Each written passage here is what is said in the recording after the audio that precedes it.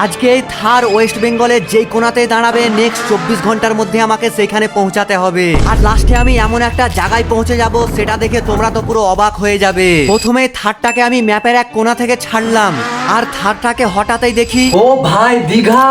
তাই তার পরের দিনই সকাল 7টার সময় জলদি করে রেডি হয়ে জিনিসপত্র গুটিয়ে আমি চলে আসি আমাদের রামপুরহাটের রেলওয়ে স্টেশন। এরপর স্টেশনে কিছুক্ষণ ঘোরাঘুরি করার পর ফাইনালি কিন্তু আমাদের ট্রেনটাও চলে এলো। তাই আমিও জলদি করে ট্রেনের ওপরে উঠে এত সুন্দর ভিউ দেখতে দেখতে 3-4 ঘন্টার মধ্যে আমি পৌঁছে যাই হাওড়া স্টেশন। কিন্তু এরপর আমি 7 নম্বর প্ল্যাটফর্ম থেকে হাঁটতে হাঁটতে চলে আসি 19 নম্বর প্ল্যাটফর্মে। আর এসেই দেখি আমাদের দীঘা যাওয়ার কান্ডারি এক্সপ্রেস তো আগে থেকেই দাঁড়িয়ে আছে। তাই আমিও জলদি করে ট্রেনের ওপরে উঠে সিটে বসে এক কাপ চা খেতে খেতে চুপচাপ ঘুমিয়ে পড়ি। আর প্রায় 10 ঘন্টা জার্নি করার পর আমাদের এখান থেকে 384 কিলোমিটার দূর ফাইনালি কিন্তু আমি দীঘা পৌঁছে যাই। সত্যি বলতে এই দীঘাতে এসে সমুদ্র ঢেউ আর ঠান্ডা ঠান্ডা হাওয়া খেয়ে তো আমার মন পুরো জুড়িয়ে যায়। কিন্তু এই দীঘাতে এসে এমন এমন জিনিস দেখেছি সেটা দেখার জন্য সাবস্ক্রাইব করে রাখো।